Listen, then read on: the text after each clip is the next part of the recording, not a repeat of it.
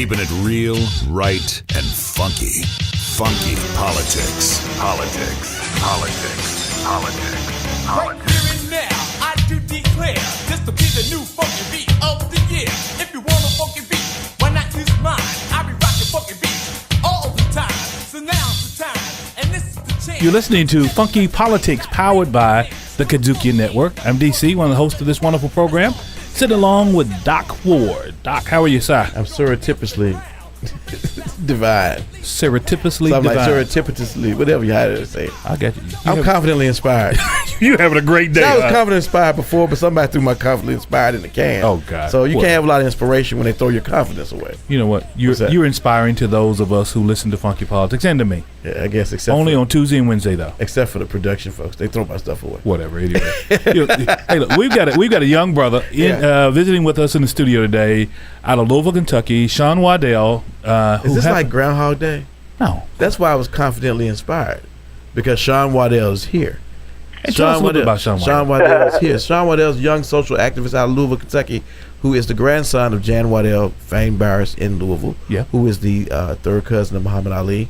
I don't think I have famed human rights activist through boxing, gold medalist, and extraordinary and everything else. One of our brothers. Right. One of our icons of life. Yes, sir. And he is definitely on his way to filling those shoes that have been laid for him. That's right. He's got a platform, he's got a position, and he's got a message. And we are getting that message right here on Funky Politics. That's why I'm confidently inspired. I'm glad to see that. Yeah. I'm glad to see that. So, Sean, let's talk about the youth of today in a space where a lot of times those of us who are older and some in the community want to put a lot of the violence in our communities off on our young people. And we know a lot of times it's not just the young people. There's some other extenuating circumstances that bring some of us to that particular space. Let's talk about you and in Louisville, West Louisville, and some places around the country about gun violence in our youth. can we talk about Parkland too, particularly? Yeah, sure. Because that's the cause du jour. Active shooting on some of these campuses that have brought our young people to the forefront, who are now activists because of it also. Unless we omit Sean is in high school now, going into that's senior right. That's year. right. He's a senior. Right. And with Parkland and Santa Fe and these other mass shootings that have been in the school, yes, but not just in the school, but those that occur on the street, how are you all coping and dealing with that from an activist standpoint now? One thing that we're seeing from Parkland is that young voices are being shaped. Many students who were formerly silent about gun violence because it didn't affect them or because it wasn't their family, it was just out of their world, are now becoming more aware of these issues. And what we're seeing now is quite interesting. We're seeing an intersectionality between two different worlds. You have from Parkland, and Parkland is where I really began to see this shift. And I wasn't sure of how this was going to go. I wasn't sure if the black youth who are representing gun violence in our neighborhoods and our cousins and our brothers and our sisters getting shot outside in the streets of America from city to city, I wasn't sure how our voices and mainly suburban white students who are dealing with active shooters in their schools, I wasn't sure how this would go together. And I think when we saw the march on Washington, we're seeing the youth march coming together. The youth march on Washington that occurred. You right? Yeah, right. the youth march on Washington. Right, okay. Yes, sir. We're seeing these two different realities with the same problem come together. But are they the same problem, though? And I saw, and this is just from a 51-year-old man's point of view, I saw the country yeah, I'm old. I saw the country rally. A lot of folks in our country rally to the cause and said, this has got to stop. We're going to talk to legislators. We're going to talk about this. We're going to push this, the Second Amendment, this. And then I still see my young brothers and sisters gunned down in Chicago. I still see them gunned down in the streets of Memphis. I still see them gunned down in the streets of Louisville, L.A., San Jose. Let's just call it national. Let's call it like we see it. National crisis. Yeah, national crises. But again, I don't see the attention, and call me if I'm wrong again, I don't see the attention to the call to arms of that anymore. But isn't that what David Hogg said? Actually, he said. David tried to address it. I think but he addressed it in the context of his school, where he said 25% of the students at Parkland are African American, and no one is really talking to them. But in the greater portion of his speech, even if it was intended or unintended, was, as you just said, the reality of the African American child is that there's violence occurring in that community every day. That's right.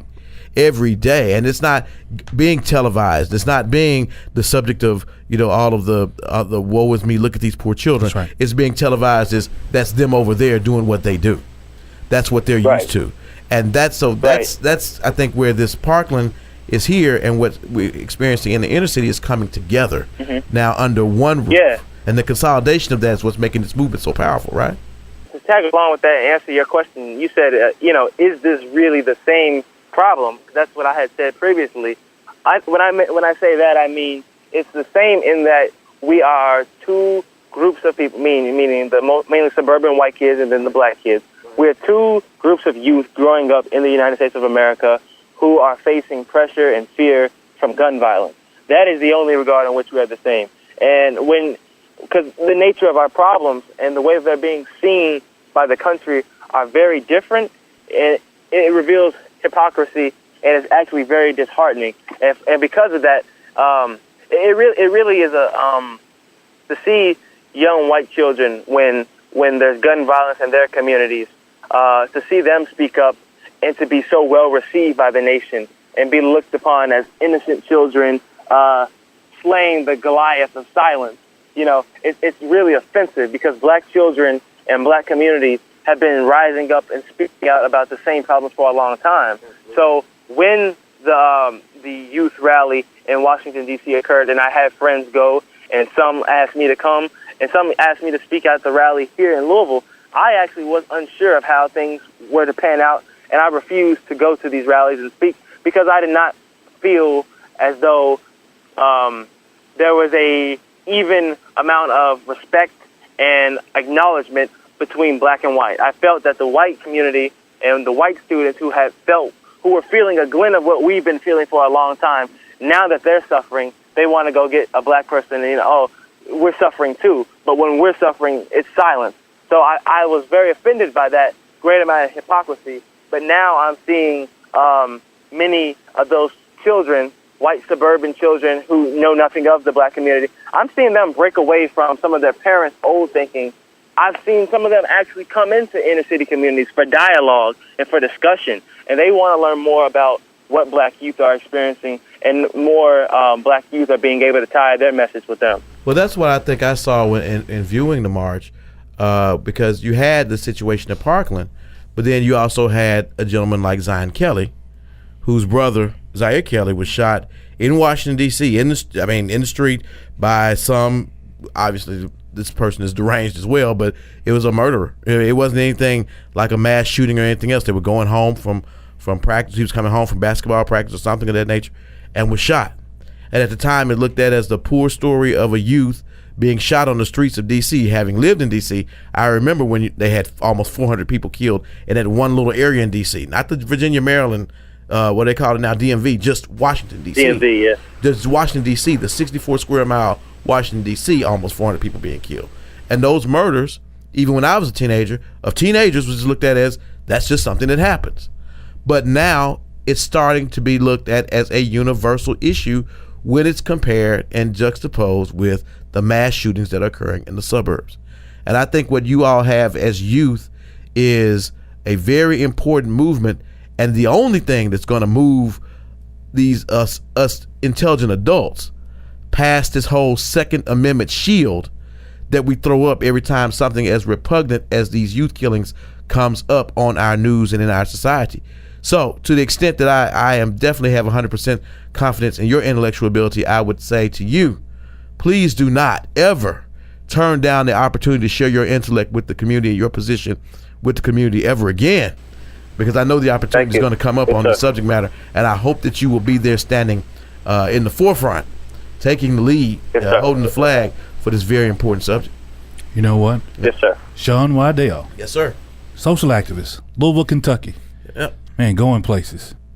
You know what, Sean? So those of us who want to follow you, our listeners out there in podcast world, how can they? And I'm not a big Instagram person, so I don't know anything about all of that stuff. But how do they find you? How do they what do they go? They go to YouTube. Instagram? Is there something called Instagram? There was, yeah. Oh, Yeah. That's actually the only platform that I have up right now. Is that right? Instagram. At I am Sean Waddell. That's my current platform, but I'm in the process of building a website and then a YouTube channel as well. So repeat that again for me, Sean. I am what?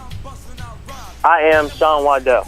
And that's my Instagram platform. Appreciate it, man. There you go. Man, look, Sean, I tell you what. I got an attorney that needs to talk to you one day about being a lawyer, all right, man? Wow. One of these days, pretty soon, young brother, all right? Hey, Sean Waddell on Funky Politics, powered by the KUDZUKIAN Network.